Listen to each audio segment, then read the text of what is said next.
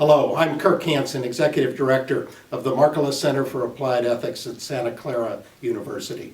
We are very privileged to have with us today Vice Chancellor John Noble of the Delaware Chancery Court, who is visiting on campus and talking to our law students and to a gathering of the Markkula Center. Vice Chancellor Noble has been on the Chancery Court since the year 2000. He's a graduate of Bucknell University with a bachelor's in chemical engineering, a law degree from the University of Pennsylvania, clerked for a federal district judge, and then practiced law with the firm of Parkowski, Noble, and Kirk.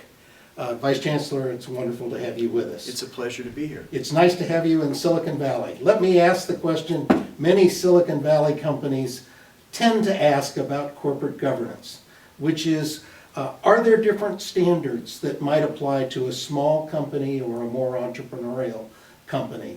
Are there different standards that apply when you're looking at a big company that's been long established and has a mature governance system, and a new company, a small company, which doesn't have the resources to dedicate perhaps to the systems which are expected in the large company?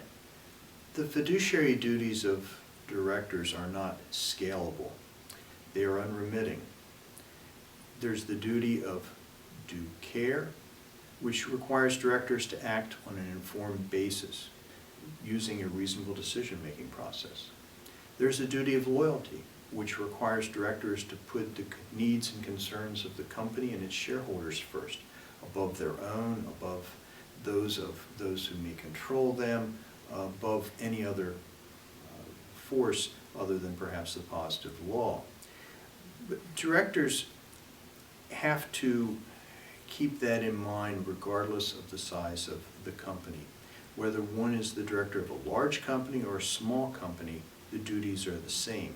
However, and this is what makes the difference, fiduciary duties are contextual in nature. What is expected of someone as a director will vary according to the facts and circumstances. And one of the circumstances that will vary is the size of the enterprise. And when you have a bigger enterprise, you have the ability to do things that you can't do in the smaller enterprise. And you factor that into judging whether the directors acted appropriately.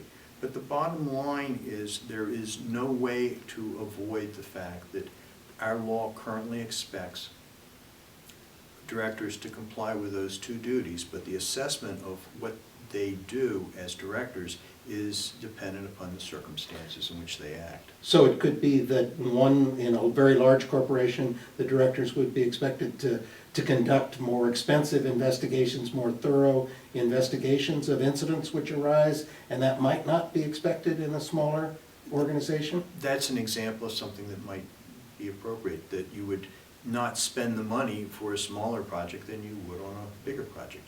Okay. And let me ask one additional question which often is raised in Silicon Valley. We have a culture here where many of the directors are venture capitalists. They serve on multiple boards. They sometimes serve on multiple boards within a particular sector of the economy or a particular type of technology. Some have argued that the standards of conflict of interest ought to be different in entrepreneurial settings like Silicon Valley. Is that an example of where standards might be different for smaller, more entrepreneurial companies? To change the standards would require change in the law as far as I'm concerned. But remember that you can serve on a board and address lots of issues where your conflict may not have any adverse consequences. It may not apply. So you only have to worry about conflicts when you're making decisions that are associated with the conflict under which you have to labor.